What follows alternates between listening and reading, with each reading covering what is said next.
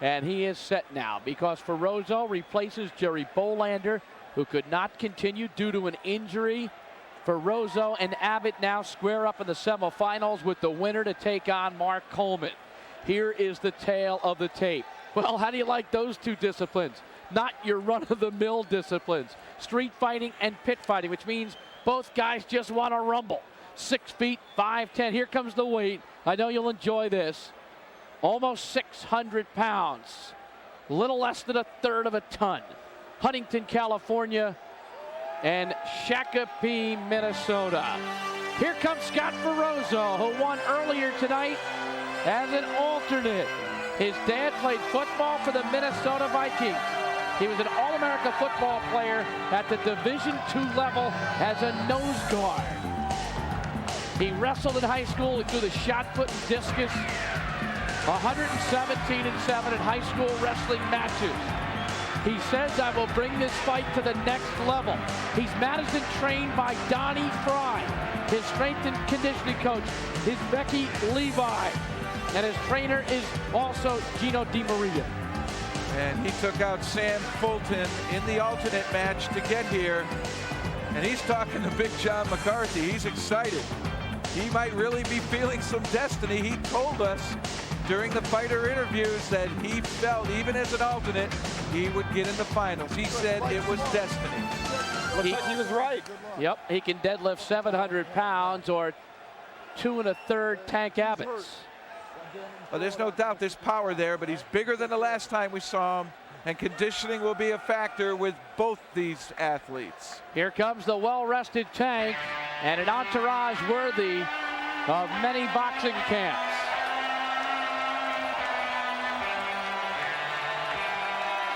Nicely coordinated with their outfits.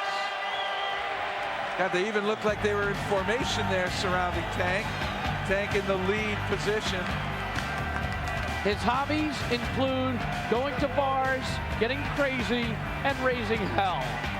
Okay, there's one stat that I don't think we've listed here that Tank wanted Jeff and I to be aware of.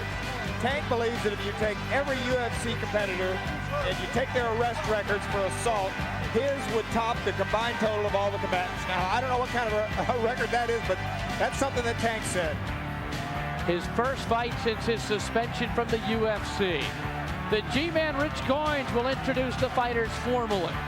Ladies and gentlemen, please welcome to the octagon, over 650 pounds of fighting talent, our second semifinal match of the evening. Please welcome a UFC veteran with a record of 1-1 in the octagon. He specializes in the art of pit fighting from Shakopee, Minnesota, fighting out of Las Vegas. 31 years old, 5'10", 350 pounds. They call him the Pit Bull, Scott Ferrozo.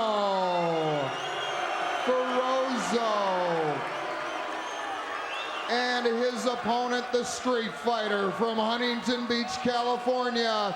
Two-time UFC veteran, a record of 4-2 in the octagon, 31 years old, 6 feet, 300 pounds.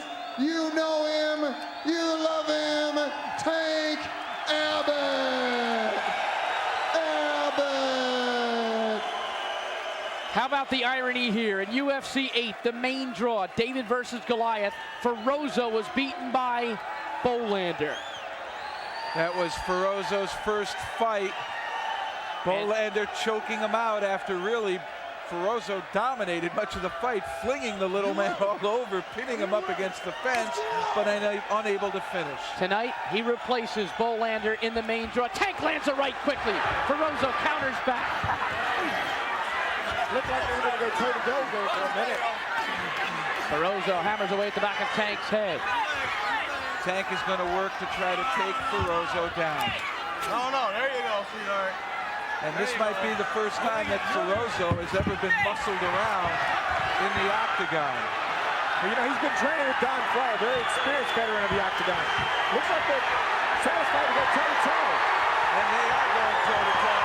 And Ferrozo a semi-throw of Tank, but Tank gets behind him and pushes him into the fence.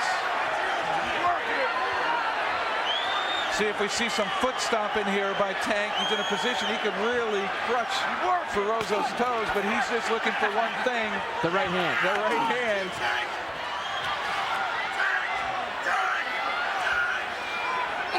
Ferrozo tries to kick back with that right knee. And he's cut. Above the right eye, it's not affecting his vision at this point, but a couple more punches there might open it up wide. Tank really grounding him here, taking his time. This is a patient Tank Abbott here at UFC 11. He seems to be taking everything a little more seriously than before. He said he threw out a disciplined training regime, and he said he's going to rely on instinct. That's what happens in the octagon. That's what he wants out of his training. Ferrozo tried to land that right knee, now the left hand off the fence, but Tank's got control right now. Fuck you! And they're not sharing Pleasantries. not at all. A little bit of talking going on between the two of them. There's Don Fry, the Predator. He works the corner of Ferrozo.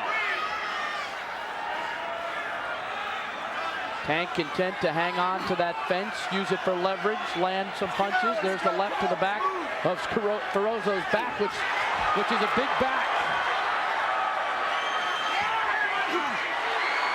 A knee by Ferrozo. Another. Tank's not going to be able to take too many of those. Those are definitely doing damage. Right hand by Tank. An uppercut by Tank. Ferrozo lands. An uppercut by Ferrozo. A knee by Ferrozo. I think those knees are doing damage to Tank. That's what made the difference. On the inside, it was the knee. Two street fighters in the octagon.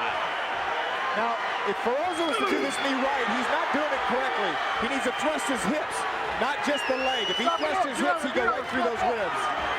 John McCarthy separates the fight. Bleeding on Ferrozo. So he will be checked out. And in the exchange of strikes, I almost think Ferrozo might be leading. Right. Those knees made the difference. Dr. Richard Estrago, the chief medical advisor, and Leon Tabbs quickly take care of Ferrozo. He's been cleared for battle. You ready to go? Get over there right now. Get back to the fucking corner. Back. Are you ready? Are you ready? Let's get it on. Here we go. And boy, these two are going to approach each other again with big hands. And they start. Ferrozo landed a left. And he's dancing a little bit. Right hand by Abbott. Another right by Abbott. Right there, Ferrozo should have used the knees right there. He's got him, but he's got to get his hips forward. See those hips stay back? There's no power in those knees. If he can thrust his hips forward, he can break those ribs. Keep it working, Jack. Keep it working and stuff. He's got a lot of body to thrust.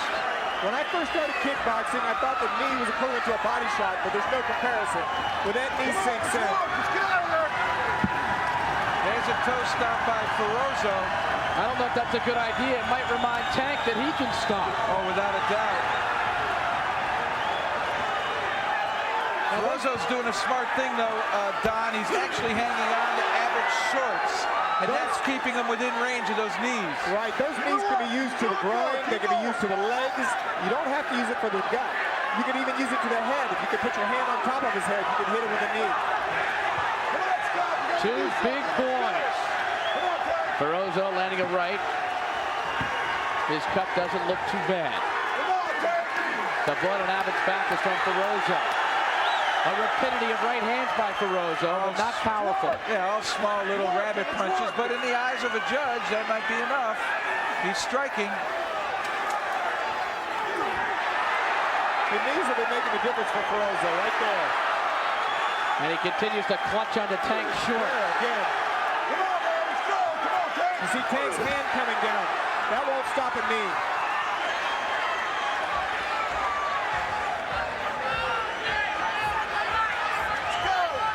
What Tank needs to do to stop those knees is get his legs in between Ferrozo's. Once Tank gets Ferrozo low, puts his legs in between, he won't be getting knee. You see how he's standing square. A little over 5 minutes in. Ferrozo up against the octagon fence. And he's been landing effective knees. When does Tank make a little bit of a move here? I think, again, he's biding his time. He's trying to wait for an opening to present itself. I think if Ferrozo reaches down with both hands again to try to grab the shorts, there's nothing stopping Tank from hitting him in the head. Both his arms are committed. Ferrozo trying to land a right uppercut. Now he chops away at the back of Abbott. I still think Ferrozo should be using the knees. His hands don't really seem to have that much effect on Tank. Now this could end up being a war of attrition. Tank seems to be really in a hold position. He's not really committing himself to any form of attack. And see, both hands are down. Why isn't he bringing that right hand? Like, there it goes, there it goes. He could have done that a bunch of times. Tank might be waiting for a break where he can try to knock out his opponent. The hands are down again. Why isn't he bringing it up? Interesting. It seems that Tank doesn't want to let go of the fence. Again, short little right hand to the back of Tank's head. He's told us before that doesn't bother him. There's a knee. That knee will. But that knee does not have to go high. It can go low. He's well protected, is Abbott, in the groin area. There's a right hand. Chopping away to the side by Ferrozo. Another. There's nothing really in those matches at all. I mean, they look good, but they're nothing. A knee to the midsection. The knee is the only technique that Tank has really reacted to. And look at the toes. Tank could stop those toes, and he hasn't even begun to do it. 2-3 of those, and you're going to see Ferrozo doing the Mexican hat dance, trying to tiptoe around to avoid it. Absolutely. 7:20 in. 15-minute time limit with 1 3-minute OT in the seventh.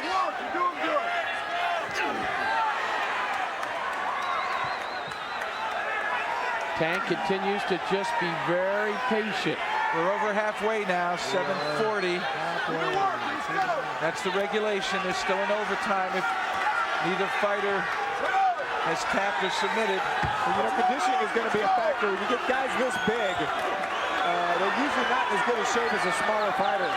And I wonder if that's what Tank is banking on here. Let Ferrozo punch himself out. But boy, those knees are effective. I've never been a big proponent of allowing your opponent to punch or kick himself out, bouncing off your body. Now, Ferrozo trying to get off the fence. There's another knee. If he did those knees with his hips and got his hips behind him, they would be really damaging. He's just inexperienced with using the knee, but even the ones he's using are having an effect. I know you're saying, Dragon, there's no ferocity in that right hand by Ferrozo, but, you know, if he continues to land... It scores. Yeah, it's scoring and it's impressing the judges, too. Right. Well, it's hitting a target area. It's doing some damage. Not enough to stop a Tank Abbott, but it's an attempt to launch an offense, so it is scoring. Jeff, I know you say a guy might not punch himself out, but can he knee himself out? I don't know if he's going to knee himself out, but Tank went so far as to cross in front of Ferrozo and put his leg outside his just to stop the knees. He's doing it again, and that's going to limit him. If he cocks his hips that way, he's got no left hand to use, and the right hand, he's really not going to be able to bring his body or shoulder or hip forward to put anything on it. Ferrozo's got a 52-pound advantage on the Tank. And you got to watch. Oh, Abbott almost getting him there with that. Tank went for the trip.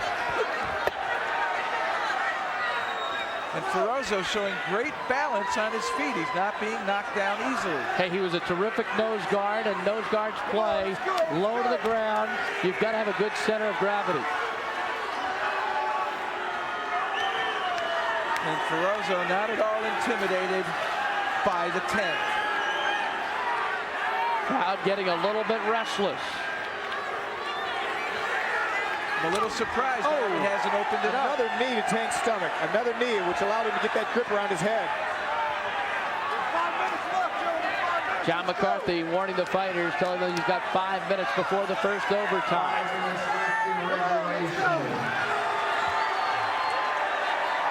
Don Fry looks on for Ferrozo.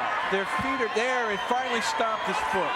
And Ferrozo picked that foot up very quickly. He could do it a whole bunch of times. See, he's kneeing Tank in the left leg now, the thigh area. Like I said, that knee can be used to the head, to the body, to the legs. Ferrozo doing a pretty good Fred Astaire imitation. You saw how close the feet were, and Ferrozo missed with a big foot stomp.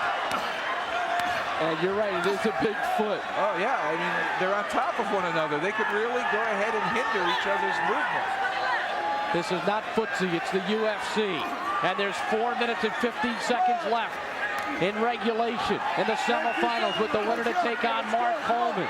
Ferrozo replaced an injured Jerry Bolander in the semis.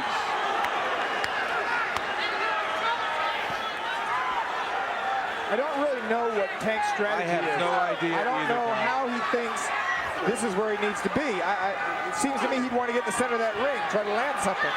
Despite his disadvantageous position, Ferrozo is still the aggressor. He's scoring. He's striking. Another knee by Ferrozo. I don't believe Tank thinks he can throw 350 pounds.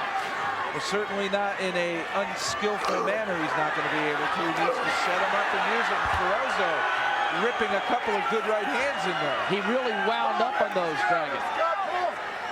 Right, he's in a position where he can make the contact, but he can't get his body behind it because he's pinned so tight against this fence.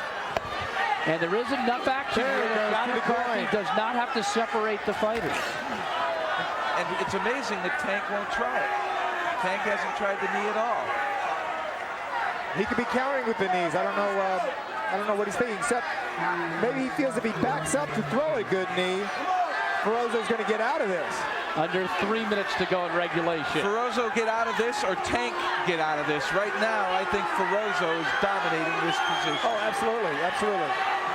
The point I'm making is Tank seems to be the one who wants to stay here. That's correct. He doesn't want to get out, but he's not scoring points. Unless Tank is waiting for overtime and then hoping he can knock out his opponent with a couple of quick punches from the standing position. McCarthy's going to separate him with still 2:30 left in regulation. So here's Tank's chance if he wants to throw big punches.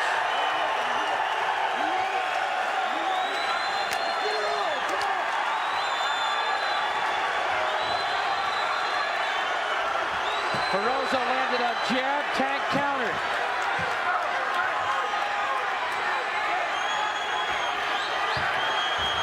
Wildly. He's looking for the one-punch knockout. He certainly is, and I don't know if that's due to shape. Ferrozo hitting Tank Abbott twice. Couple of good right hands by Ferrozo. Now Tank is backed up against the fence. Ferrozo. He said he liked the uppercut in his interview. How the heck did they end up here again? Oh, no. Cal doesn't like it with 1:40 to go in regulation. Tank seems to be settling for a defensive posture where there's no action. One has to question shape and certainly tactic and strategy here. Well, I tell you, this fight comes alive when these guys get in the center of the ring. When they get here, it's pretty much dead in the water. And I'll tell you something else. During that last exchange, Ferrozo scored more points. Absolutely. Now we know why Tank wants to stay here. Ferrozo might be a better puncher than Tank. A minute to go in regulation. 3-minute overtime to follow. Tank's a pretty good grappler. I'm surprised he hasn't gone for a takedown. He can easily take Ferrozo down if you want to get to the ground. I'll make this comment right now. Coleman is sitting pretty against the winner of this. These guys are spending a lot of energy, and these big bodies are going to take some time to have to recuperate. I tell you, it must be good karma because Coleman had the same situation in the last UFC. I watched the fights, and by the time Don got there, he was tired. Abbott holding Ferrozo against the fence, but Ferrozo hitting Abbott with knees and rabbit punches to the back of the neck. The fight thus far has dominated by Ferrozo despite being in a poor position. Final seconds of regulation, 10 seconds remaining. And we will go to overtime. We'll find out Tank's strategy right now. He might have been playing possum, waiting for overtime. He's got one big burst here where he's got to do something. Tank is tired. He is. Tank is tired. He's fatigued. You know, for me, there's never a good strategy to take these fights into overtime because you're going to have to fight another guy right after it. And of course you're going to be tired.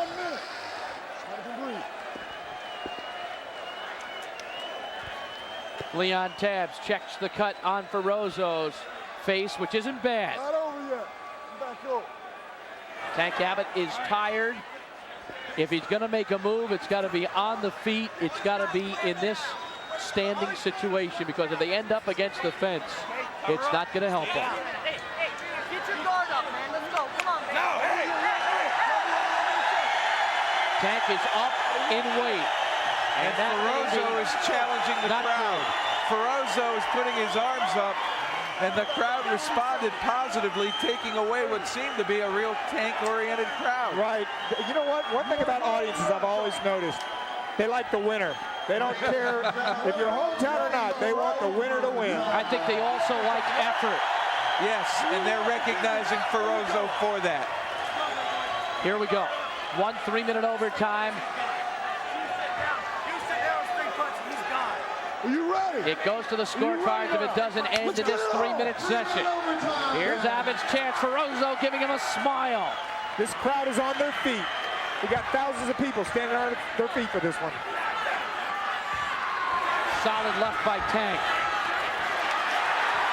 Good exchange by Abbott. Ferrozo might be better off going for a clinch here, not allowing Abbott the chance for a KO. Ferrozo throwing lots of leather. Ferrozo with a kick. Tank responded with a right-hand counter. And it scored. It hit him flush on the That's head. the danger of a leg kick. If you're going to throw it, you have to hold your hands out. You can't just throw it with your hands down. Tank just ate 2 punches, working his way in. Crowd doesn't want this defensive stalemate here. And again, Ferrozo shows he's not a bad boxer for a big man with little or no experience. The Predator, Don Fry, there coaching through the fence. He has got the best view in the house for seeing the action, and he is going to coach Ferrozo here. Tank is going to hear every word of it. Well, if I was John McCarthy, I'd go ahead and break him because we know exactly what's going to happen if these guys stay here. There's not going to be an exchange. There's not going to be a clear-cut winner here. And that cut is not going to bother Ferrozo if it doesn't go in the right eye. It's not a bad cut. That might be Tank's only salvation, is to really open up that wound so that it bleeds profusely. I don't think he's got enough time to do it, Jeff. I don't think he has the energy to do it, Bruce. He is dead on his feet. I think John ought to go ahead and break him, put it back in the center of the ring. Decide your fate. Let's go. Let's go. Come on. Scott, A minute 15 left in the semifinals of UFC 11. The winner meets Mark Coleman. Jerry Bolander could not continue. Scott Ferrozo came off the bench, and Ferrozo trying to work his way into the championship match. A minute to go. Tank has got to know that if he hangs on to this fence, he is not going to win this match. Get back in the center. He needs to get back in the center of the ring and make something happen. I don't think it's going to happen. Well, this strategy by Tank does not seem to be working for him. He should give it up, get the center of the ring. Unless he understands that he's not going to win, and this is the least attriting position he can get to. And unless he understands he's just got no air tonight. Yeah, exactly. I mean, he's vulnerable in the middle. He doesn't feel he has enough energy to carry himself. Here, he doesn't have to worry so much about carrying himself. One last chance. There they go. And Tank looking like a guy right there who had one too many on the street. He looks like a man right now that has seen a better day. He's one option here. He must knock Ferrozo out. Good punch by Ferrozo. They trade as the final seconds go off. And this bout is over. It goes to the scorecard. And I don't think there's any question that Ferrozo will get the decision. He was the aggressor. He stayed active. Well, you know, he had the best strikes. There was absolutely no grappling here. We said Tank was treating this differently. He had a strategy. He was patient. That may have worked to his disadvantage in this case. I think it's patience born out of fatigue. I think so too. I think it was a case of exhaustion. Sometimes you want to do stuff in boxing and you can't. They call it, Don, not being able to get off. I've seen some of the best fighters in the world been unable to get off. Right. But that's not always because you're not in shape. It's just because maybe you overtrained too much or something else. I'm not saying that's what happened, but I'm saying that Abbott could not get off. I think those knees that he was getting hit with, Ferrozo was hitting with the knees to the body. They caused him to leave his hands down and not be able to punch. Let's go to Goins for the decision. Ladies and gentlemen, we have to go to a judge's decision for our second semifinal bout.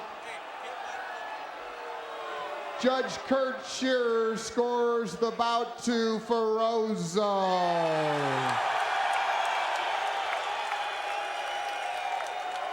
Judge Steve Neclia scores the match to Ferrozo. And Ernest Hart Jr. Ferrozo, the winner of our second semifinal.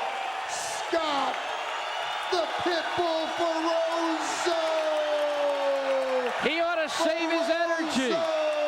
But it was a good performance by Ferrozo. A unanimous decision. He's recognized by the judges. Tank has to go back to the drawing board and regroup.